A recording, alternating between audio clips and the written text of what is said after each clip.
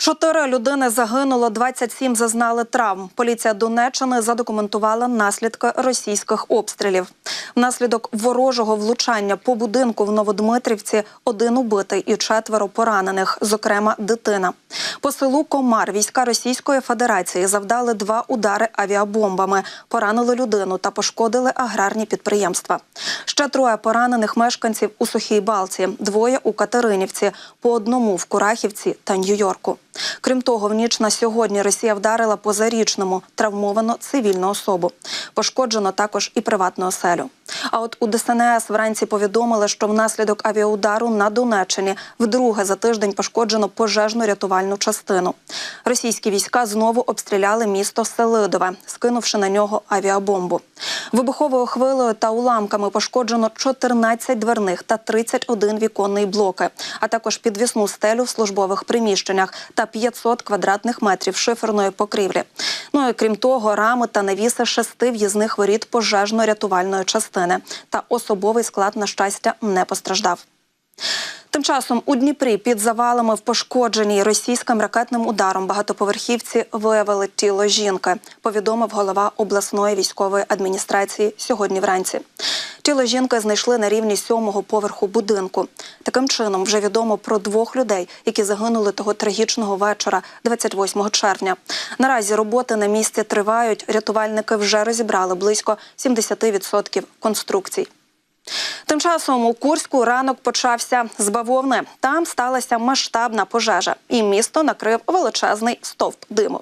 Ось ці кадри поширили розпабліки. Місцеві ЗМІ повідомляють, що це може горіти військова база.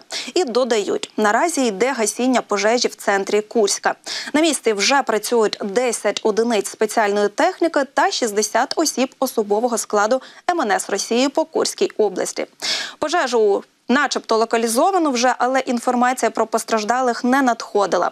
А от причини все ще встановлюються. Про це заявив виконуючий обов'язки губернатора Курської області. Ну, але ми знаємо, що росіяни постійно брешуть, тож там можуть і бути постраждалі. Ну і найбільш обговорювана новина дня. Віктор Орбан таки прибув до Києва сьогодні, 2 липня. Прем'єр Угорщини вперше за багато років приїхав в Україну. І ось що з цього приводу заявила прес-секретарка Орбана. Головними темами на порядку денному є актуальні питання українсько-угорських відносин та обговорення можливості досягнення миру. Спочатку кортеж Орбана помітили на вулицях української столиці, коли той прибув до посольства Угорщини в Києві. А от згодом і президент України Володимир Зеленський зустрівся з прем'єром Угорщини. Відомо, що під час візиту до України Орбан проведе і переговори з іншими топ-посадовцями. За повідомленням прес-служби угорського уряду, переговори будуть присвячені можливостям досягнення миру, а також актуальним питанням угорсько-українських двосторонніх відносин. Сам же Орбан пояснив, чому вирішив відвідати Київ так. Цитую: «Метою угорського головування є сприяння вирішенню викликів, які стоять перед Європейським Союзом. Тому моя перша поїздка була до Києва».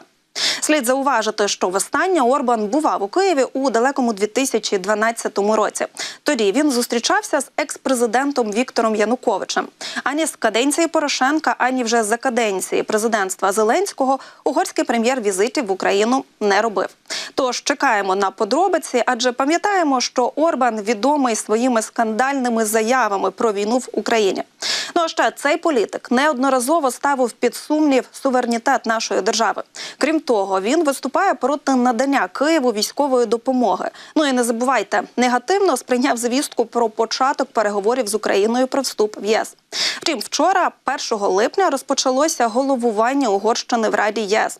І от західні ЗМІ пишуть, що Орбан нині перебуває під тиском партнерів, які переконують його покласти край публічному конфлікту з Україною. Зокрема, налагодити відносини з Україною угорця переконували Еммануель Макрон і Джорджія Мелоні.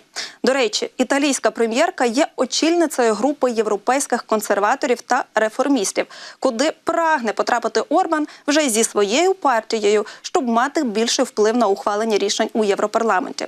Тож, за інформацією у ЗМІ, Мелоні ніби поставила перед Орбаном вимогу засвідчити, що його гарячий конфлікт з Києвом закінчився.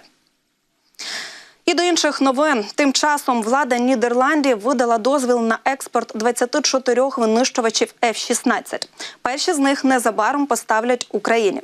Відповідний лист опублікувала Палата представників, а саме Нижня палата парламенту. У листі йдеться, що Амстердам передає Києву 24 винищувачів F-16 і 7 двигунів для цих літаків. Зазначається, що незабаром відбудеться постачання першого літака. В документі зазначили, що у рамках міжнародної коаліції наразі жодних подробиць щодо цієї поставки не надається. Я ж нагадаю, раніше у Міноборони Нідерландів обіцяли поставити першу партію F-16 Україні після завершення літа. Це допоможе перейняти ініціативу в небі над росіянами. Тим часом члени Палати представників Сполучених Штатів Америки закликали Пентагон розширити підготовку українських пілотів на F-16. Група з 15 конгресменів написала відповідного листа міністру оборони США Ллойду Остіну. В ньому йдеться про те, що запит надійшов у критичний момент конфлікту України з Росією. А саме тоді, коли розміщення літаків F-16 потенційно може істотно вплинути на результат цієї війни. Тож вони занепокоєні тим, що до кінця року в Україні буде більше літаків F-16, ніж кваліфікованих пілотів для управління ними. А ця ситуація, кажуть, загрожує підірвати стратегічні переваги, які ці літаки могли б надати Україні. А от українська бойова система «Дельта» успішно інтегрувалася з польською системою «Топаз». Про це повідомляє Міністерство оборони України. Українська бойова система «Дельта» успішно інтегрувалася з польською системою управління артилерійським вогнем «Топаз». Саме ця система використовується в гаубицях «Краб» та мінометах «Рак», що стоять на озброєнні України. «Дельта» вперше працювала в ролі хабу для збору даних від усіх учасників, оновлення їх та доповнення відсутніми відомостями. Далі інформація передавалась на польську систему «Топаз». Це дозволило інтегрувати дані між двома частинами навчань – Green Enclave та Pink Enclave, створюючи повне розуміння ситуації. Система також продемонструвала здатність до безпечної передачі даних з обмеженим доступом. Про це повідомила Катерина Черногоренко, заступник міністра оборони України з питань цифрового розвитку, цифрових трансформацій і цифровізації. Давайте послухаємо. У підсумку українська екосистема військових продуктів «Дельта» успішно впоралася із завданням та підтвердила сумісність з «Топаз» та багатьма іншими системами НАТО. Загалом цього року команда системи «Дельта» успішно протестувала 5 різних стандартів взаємосумісності та пройшла всі тести успішно. Також стало відомо, що вітчизняні виробники озброєння суттєво наростили виробництво у 2024 році. Лише за перше півріччя допущено до експлуатації майже 480 нових зразків озброєння та військової техніки. З них близько 290 зразків – це продукція українських виробників. Найбільша ж група – це безпілотні авіаційні комплекси, зокрема БПЛА для повітряної розвідки та різного призначення. А також боєприпаси різних типів, найбільше теж для БПЛА, та засоби зв'язку та РЕП. А ще інженерні засоби, наземні роботизовані комплекси, засоби ближнього бою, розмінування та оптико-електронні прилади. Але, на жаль, маємо і такі новини. В Україні потенційно замінованими залишається 144 тисячі квадратних кілометрів. Про це заявив заступник очільника МВС Богдан Драп'ятий на зустрічі із делегацією Японського агентства міжнародної співпраці. Також, за словами Богдана Драп'ятого, українським саперам вдалося розмінувати частину території, але процес цей не швидкий. У минулому році показник замінованості становив 174 тисячі квадратних кілометрів. А ще сторони на цій зустрічі обговорили реалізацію проєкту щодо відбудови та модернізації одного з тренінгових центрів ДСНС України. І далі про таке. Служба безпеки України нейтралізувала агентурну групу ФСБ, яка діяла в Одесі. До складу ворожого осередку входило 2 військових та їхня спільниця. За завданням російської спецслужби фігуранти розвідували локації систем ППО, які обороняють Одесу. Щоб встановити відповідні координати, агенти систематично об'їжджали обласний центр та його прилеглі території. У разі виявлення потрібних об'єктів приховано фотографували їх та позначали відповідні геолокації на Google-картах. Ще одним завданням ворожої групи було замасковане встановлення бездротових магнітних камер на території морського порту Одеси. Для конспірації ворожі агенти використовували послуги таксі, а їхня спільниця навіть маскувала зовнішність, постійно змінюючи перуку. СБУ поетапно документувала всі факти розвідувально-підривної діяльності агресора і затримала резидента агентурної групи ФСБ та його спільника, коли вони фотографували військовий об'єкт. Ще одного учасника ворожого осередку, місцеву жительку, затримали в її власному помешканні після того, як вона зробила дорозвідку поблизу потенційної цілі.